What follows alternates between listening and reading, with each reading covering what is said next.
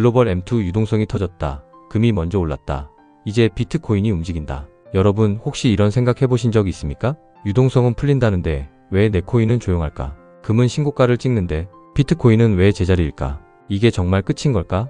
이번 영상에서는 지금 이 순간 시장이 침묵하는 진짜 이유를 말씀드리겠습니다. 그리고 이 침묵이 끝이 아니라 다음 파동을 위한 준비 과정이라는 증거를 보여드리겠습니다. 끝까지 보시면 여러분은 불안 대신 확신을 갖게 될 것입니다. 지금부터 시작합니다. 첫 번째 진실, 유동성은 이미 왔다. 그런데 비트코인은? 여러분, 2025년 8월 역사적인 일이 일어났습니다. 글로벌 M2 통화량이 무려 96조 달러를 기록하며 사상 최고치를 경신했습니다. 미국 연준, 유럽중앙은행, 중국인민은행, 일본은행, 전세계 중앙은행들이 동시에 돈을 풀어댄 겁니다. 이게 무슨 의미인지 아십니까? 시장에 엄청난 유동성이 공급됐다는 뜻입니다. 돈이 넘쳐나는 겁니다. 그럼 당연히 비트코인이 올라야 하는 거 아닙니까? 그런데 왜 안 오를까요?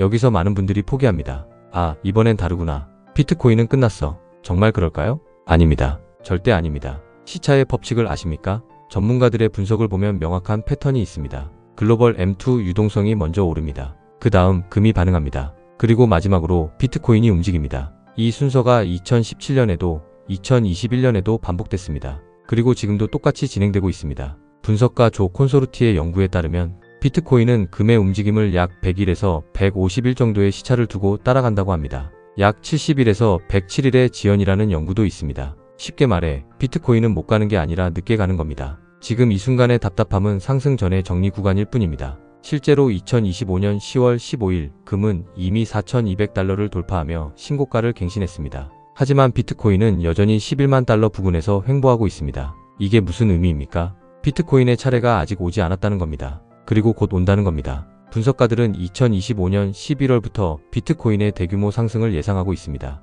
역사는 반복됩니다. 2020년을 기억하십니까? 코로나19 팬데믹으로 전 세계가 혼란에 빠졌을 때 각국 정부는 대규모 유동성을 공급했습니다. 그때도 처음엔 조용했습니다. 사람들은 불안했습니다. 하지만 시차를 두고 비트코인은 폭발적으로 상승했습니다. 2020년 3월 약 5,000달러였던 비트코인은 2021년 11월 69,000달러까지 올랐습니다. 무려 13배입니다. 지금도 똑같은 패턴이 진행되고 있습니다.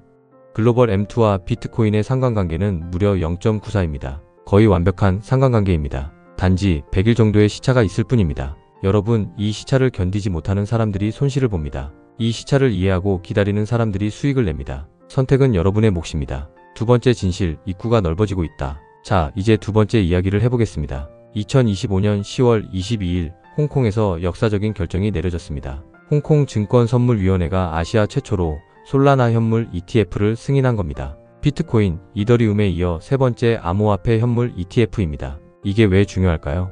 ETF는 전통 금융과 암호화폐를 연결하는 다리입니다. 일반 투자자들, 연기금, 보험사, 기관 투자자들이 쉽게 암호화폐에 투자할 수 있는 통로입니다. 그리고 이 통로가 지금 폭발적으로 확장되고 있습니다. 155개가 넘는 ETF 신청서. 현재 미국 SEC 앞에는 155개가 넘는 암호화폐 ETF 신청서가 대기 중입니다. 비트와이즈, 21세어즈, 바네크, 그레이스케일, 굵직한 자산운용사들이 줄을 서 있습니다. 솔라나뿐만 아니라 리플 XRP ETF도 승인 카운트다운에 들어갔습니다. 전문가들은 2025년 말까지 대규모 승인이 이뤄질 것으로 전망하고 있습니다. 여러분, 이게 무슨 의미인지 아십니까? 암호화폐로 들어오는 문이 하나둘씩 열리는 게 아닙니다. 한꺼번에 쏟아지듯 열리고 있는 겁니다. 전통 자금은 지수형 ETF를 선호합니다. 그리고 여기서 중요한 포인트가 있습니다. 전통적인 투자자들은 개별 코인보다 지수형 ETF를 선호합니다. 왜 그럴까요?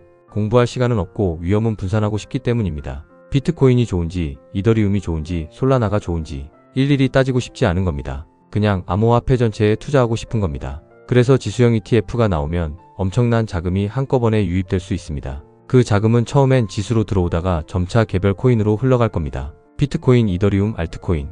이 순서로 돈이 내려옵니다. 우리는 지금 그 시작점에 서 있습니다. JP모건은 미국에서 솔라나 ETF가 승인되면 첫 해에만 15억 달러가 유입될 것으로 예상했습니다. 15억 달러입니다. 그것도 솔라나 하나에만요. 비트코인과 이더리움 ETF는 이미 수십억 달러를 끌어모았습니다. 이제 그 돈이 알트코인으로 퍼져나가기 시작하는 겁니다. 여러분, 입구가 넓어지면 어떻게 됩니까? 결국 유입은 구조가 됩니다. 단기 변동성이 아니라 장기 상승 구조가 만들어지는 겁니다. 세 번째 진실, 스테이블 코인, 제도권 편입의 신호. 마지막으로 가장 중요한 이야기를 하겠습니다. 지금 미국에서 은행들과 암호화폐 거래소들이 격렬하게 싸우고 있습니다. 무엇 때문일까요?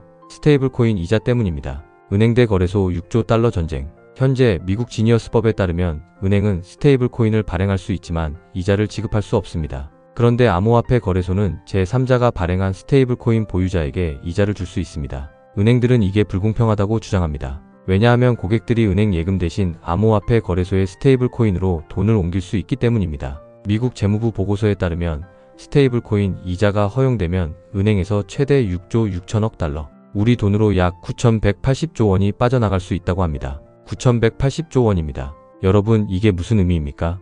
은행들이 왜 이렇게 난리를 치는지 이해가 되십니까? 암호화폐 시장이 이제 은행 시스템을 위협할 만큼 커졌다는 겁니다. 규제 논의는 악재가 아니라 편입의 신호입니다. 많은 분들이 규제 뉴스를 보면 불안해합니다. 정부가 규제한다는데 암호화폐 끝난 거 아냐? 아닙니다. 절대 아닙니다. 오히려 정반대입니다. 규제 논의가 시작된다는 건 제도권 편입이 시작됐다는 신호입니다. 규칙이 생기면 무슨 일이 일어납니까? 큰돈이 들어옵니다.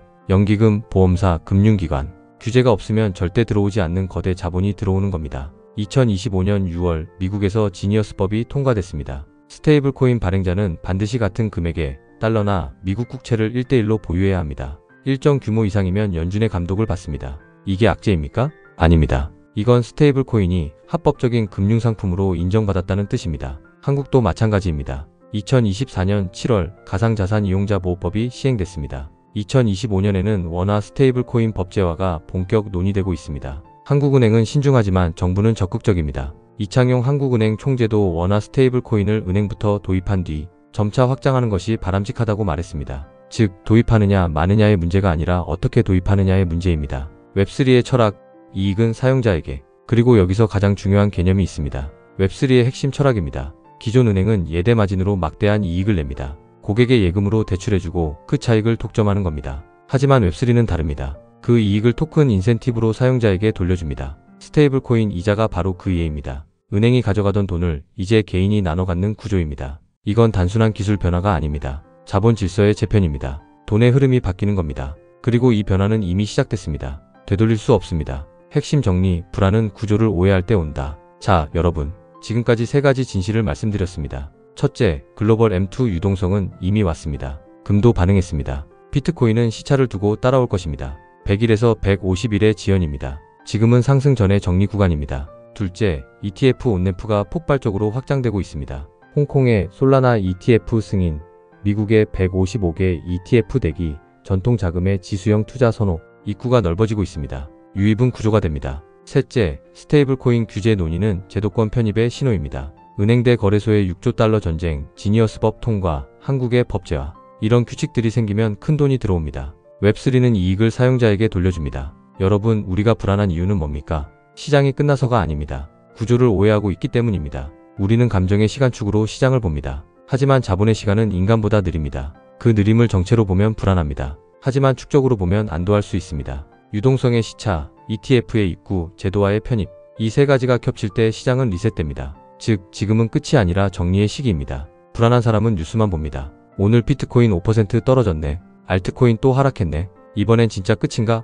하지만 준비된 사람은 구조를 봅니다. 유동성은 이미 공급됐습니다. ETF 승인은 줄을 서서 기다리고 있습니다. 스테이블 코인은 제도권으로 편입되고 있습니다. 이 구조가 완성되면 가격은 반응합니다. 그리고 그 반응은 폭발적입니다. 마무리, 조정은 정리, 불안은 기회. 여러분, 마지막으로 이것만 기억하십시오. 지금의 조정은 하락이 아니라 정리입니다. 지금의 불안은 위험이 아니라 기회입니다. 시장은 두려움 속에서 다음 파동을 준비합니다. 2017년에도 2021년에도 그랬습니다. 그리고 2025년에도 똑같이 반복될 것입니다. 금이 10월 15일 최고점을 찍었다면 비트코인은 70일 뒤인 12월 24일에 최고점을 찍을 겁니다. 아니면 100일 뒤인 2026년 1월 23일에 최고점을 찍을 수 있겠네요. 우리는 지금 다가올 불장을 위한 구조의 틀 안에 서 있습니다. 우리는 공포가 만든 공백 속에서 다음 파동의 첫 호흡을 기다리고 있습니다. 여러분, 이번 영상이 도움이 되셨다면 댓글로 여러분의 생각을 들려주십시오. 지금까지 메타현이었습니다. 잠깐만요. 좋아요 눌러주고 가셔야지요. 감사합니다. 영상의 마지막까지 메타현과 함께 해주신 모든 소중한 구독자님들을 진심으로 사랑합니다.